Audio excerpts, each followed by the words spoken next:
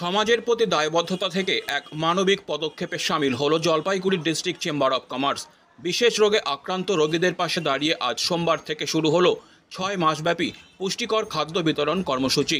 জেলা স্বাস্থ্য দপ্তরের নির্দেশনা অনুযায়ী প্রথম দিনে 37 জন বিশেষ রোগীকে প্রদান করা হয় পুষ্টি সমৃদ্ধ খাবার।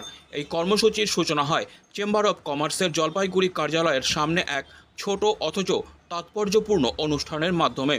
উপস্থিত ছিলেন চেম্বার অব কমার্সের একাধিক সদস্য, স্বাস্থ্য দপ্তরের প্রতিনিধিরা ও সমাজকর্মীরা।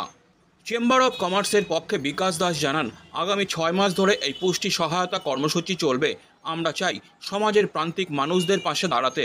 স্বাস্থ্যই সম্পদ, এই বার্তাকে সামনে রেখেই আমাদের এই উদ্যোগ।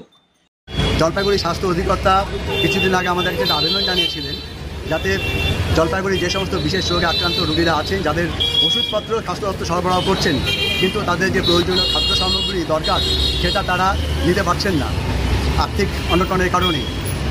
জেলা স্বাস্থ্য অধিকর্তার আবেদনে সাড়া দিয়ে আমরা আজকে সেই ব্রতে সামিল হয়েছি এবং আমরা 33 জন সেই বিশেষ রোগে আক্রান্ত রোগীদের জন্য আমরা খাদ্য সরবরাহ করছি এবং এই খাদ্য স্বাস্থ্য দপ্তর নির্দেশিত। এই ধরনের মানবিক প্রচেষ্টা শুধু সমাজে আশার আলো দেখায় না, একই সঙ্গে প্রশাসন ও বেসরকারি উদ্যোগের মধ্যে সমন্বয় গড়ে তোলে, এমনটাই মনে করছেন উপস্থিত স্বাস্থ্যকর্মীরা।